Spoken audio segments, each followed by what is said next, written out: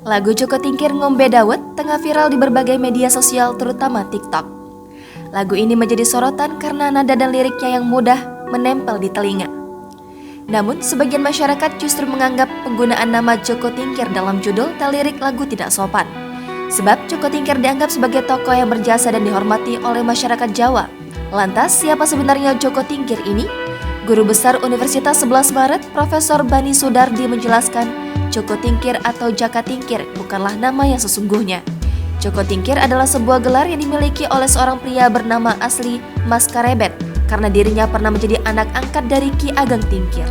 Joko Tingkir kemudian mengabdi di Kesultanan Demak. Akibat kesuksesannya saat mengabdi, Joko Tingkir pun diangkat menjadi menantu Sultan Trenggana. Itulah mengapa Joko Tingkir masih termasuk keluarga Kesultanan Demak.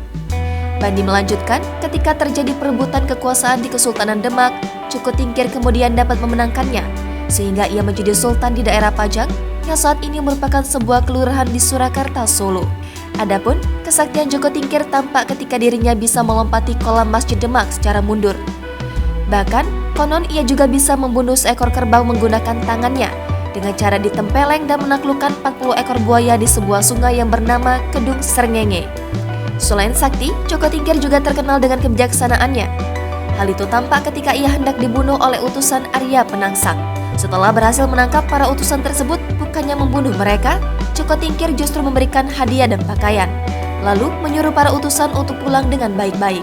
Joko Tingkir juga berpesan kepada anaknya, Pangeran Benawa, untuk tidak menjadi raja serta merelakannya untuk menjadi raja adalah penembahan senepati. Dalam tata budaya Jawa, nama Jaka Tingkir atau Joko Tingkir dinilai perlu dijaga dan disebutkan secara terhormat. Sebab Joko Tingkir adalah salah satu dari sultan yang pernah berkuasa di tanah Jawa ini.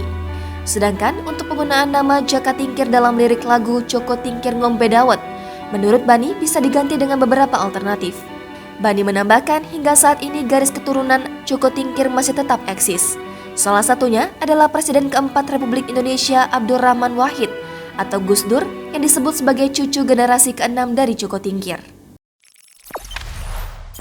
Jangan lupa subscribe, share, komen, dan like ya!